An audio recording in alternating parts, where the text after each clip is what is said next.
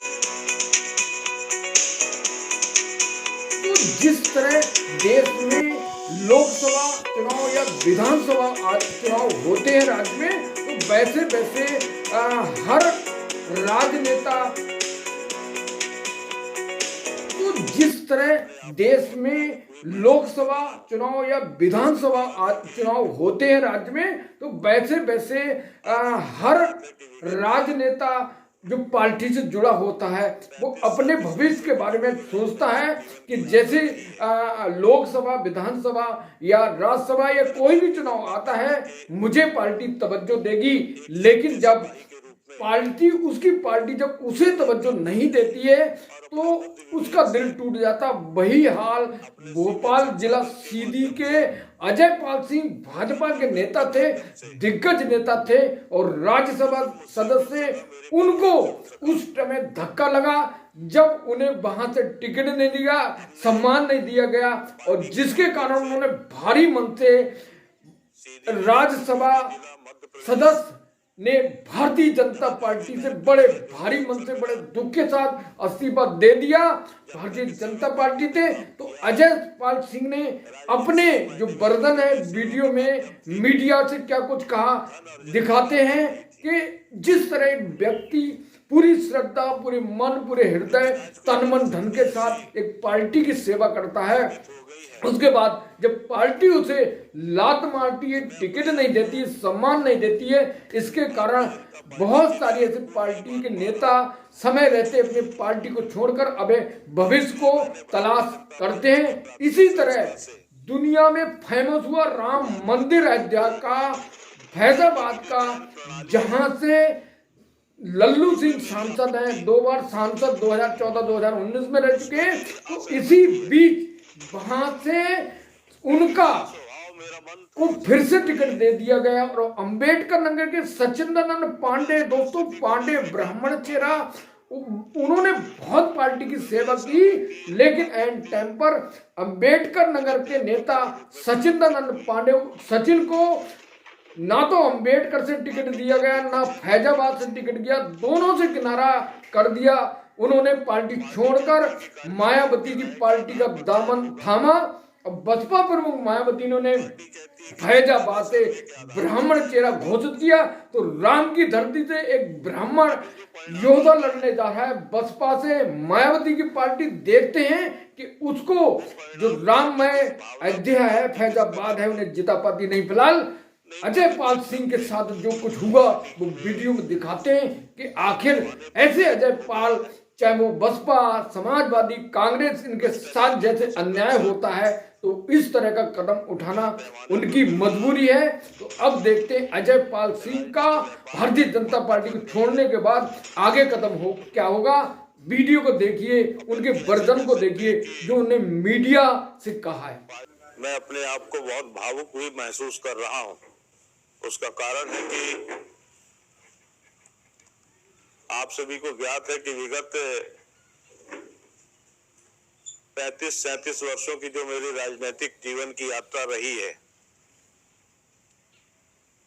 तो मैंने भारतीय जनता पार्टी के एक सच्चे सिपाही के रूप में यह यात्रा पूर्ण की है और अपने बुद्धि विवेक से, अपने सीमित संसाधन के माध्यम से, तन मन धन के माध्यम से जो कुछ भी मुझसे हो सका, मेरे परिवार से हो सका,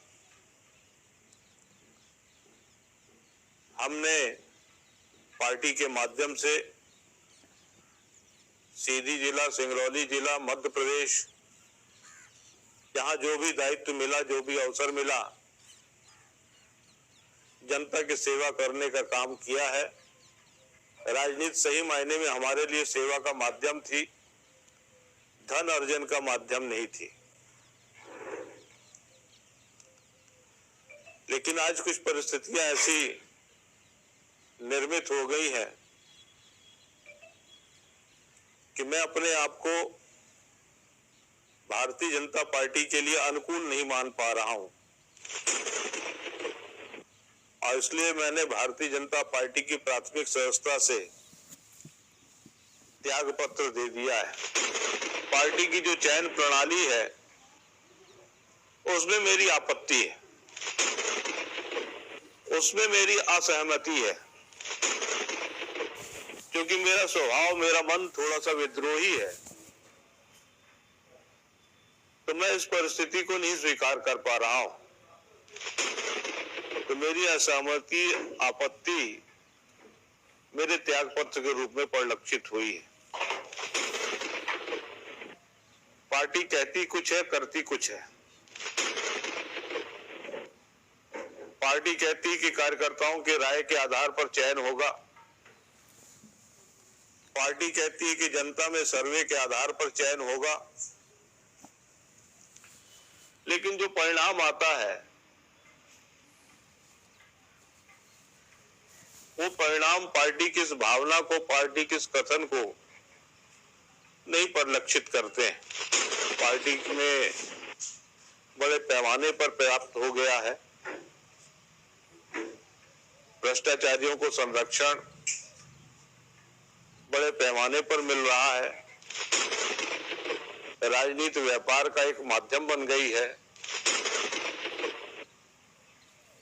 अब बल्कि ऐसा कह सकते हैं कि पार्टी ही राजनीतिक व्यापारियों का अड्डा बन गई है। किसी जमाने में त्याग, तपस्या, बलिदान के लिए भारतीय जनता पार्टी विख्यात थी। लोग नारा लगाते थे कि भारतीय जनता पार्टी की क्या पहचान, त्याग, तपस्या और बलिदान। आज मुझे लगता है कि इस पैमाने पर पार्टी खरी नहीं है। इन 10 वर्षों में सीधी में क्या हुआ? आप दूसरी जगह के आंकड़े बताओ कि 10 करोड़ हमने प्रधानमंत्री आवास बना दिए हैं, 20 करोड़ हमने घरों को नल का कनेक्शन दे दिया है, उज्ज्वला गैस बांट दिया है, फलाना कर दिया है, ठिकाना कर दिया है। मैं तो देखता हूं मेरे सीधी में क्या हुआ। मैं भारतीय जनता पार्टी की तरफ से 6 वर्ष तक राज्यसभा का सांसद भी रहा हूं। इन 6 वर्षों में मैंने सीधी के जो भी मुद्दे उठाए, आज बड़े खेद के साथ आपके बीच में कहना पड़ रहा है कि मुद्दे जहां के तहां खड़े हैं। चाहे रेल लाइन की बात हो, चाहे सीधी सिंगरौली सड़क की बात हो, चाहे सोन घड़ियाल अभ्यारण्य की बात हो, चाहे संजय गांधी टाइगर रिजर्व की बात हो, चाहे कालरी क्षेत्र में विस्थापन और विस्थापितों की समस्याओं के संदर्भ में विषय हो, बातें बड़ी बड़ी हुई, बड़े बड़े आश्वासन मिले, लेकिन नतीजा सिफर रहा। और इसलिए मुझको ये लगता है, ये जो विकसित भारत का नारा है, इसमें खोखलापन नजर आता है।